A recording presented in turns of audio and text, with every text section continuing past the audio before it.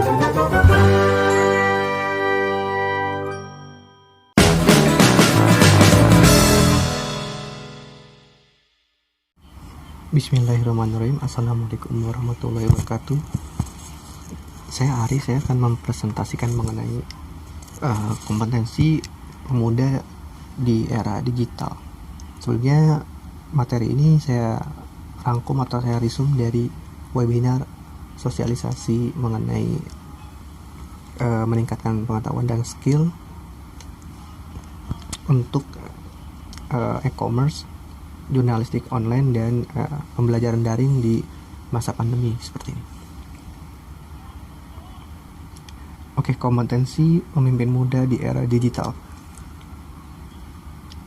Modal yang paling utama harus dimiliki oleh seorang pemuda adalah karakteristik kepemimpinan.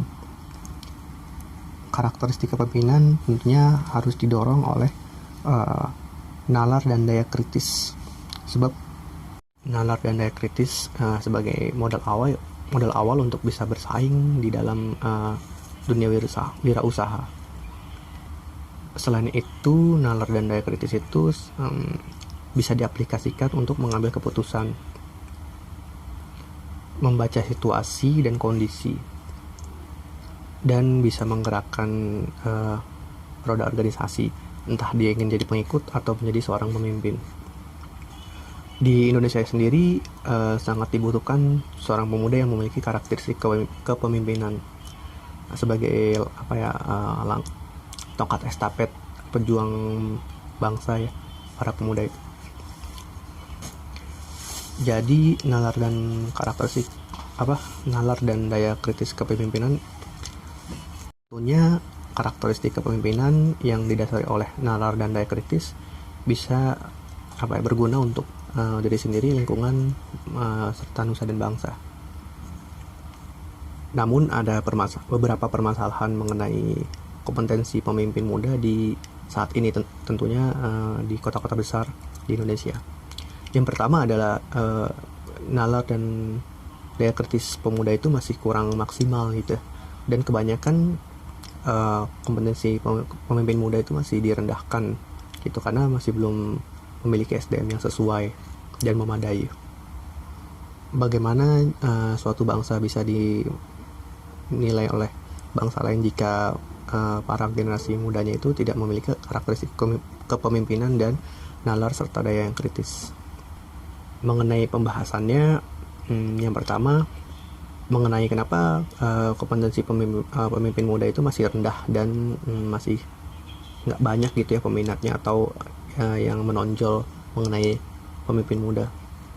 Bahkan dengan lulusan diploma atau strata 1 masih belum bisa dan masih belum memiliki kompetensi mengenai kepemimpinan karakter. Mulai dari nalar, cara berpikir, terus komunikasi visual dan non-visual, memiliki etika, adab, perfeksionalisme, terus menggunakan teknologi secara baik dan benar, dan mengasah pola kepemimpinan gitu. Nah, semua itu bisa dilakukan untuk memperbaiki sifat dasar daripada individu dan bisa diaplikasikan ke dalam karakteristik kepemimpinan.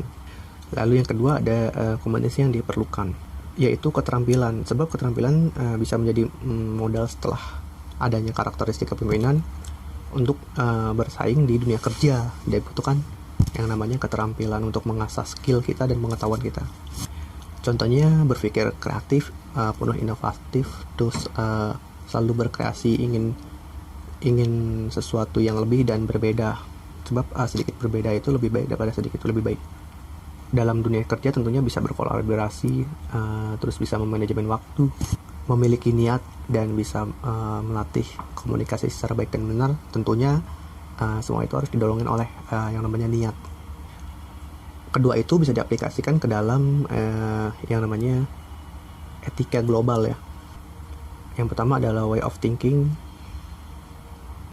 kreativitas yang tadi, dan inovasi yang harus di-update ya, dan di-upgrade. Sebab keterampilan dan inovasi itu selalu berkembang dan memiliki karakteristik yang kuat untuk bisa bersaing gitu. Jika suatu produk atau jasa yang tidak memiliki inovasi pastinya akan kalah dengan jasa atau produk yang paling baru. Nah, begitupun dengan rasa kreativitas yang didasari oleh keterampilan dan karakteristik kepemimpinan. Way of working mengenai kolaborasi kerjasama tim.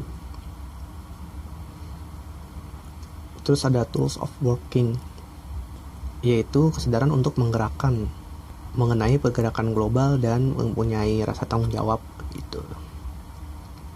Tanggung jawab atas diri pribadi dan dalam cakupan lokal atau global. Skill of living in the world, yaitu kesadaran yang didasari oleh literasi mengenai informasi. Jadi pengetahuan bisa berkembang melalui literasi yang kita baca gitu. Selain itu ada namanya pengalaman juga.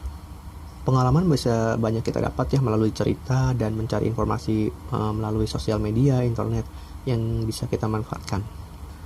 Nah, karakteristik kepemimpinan itu bisa diterapkan untuk menggerakkan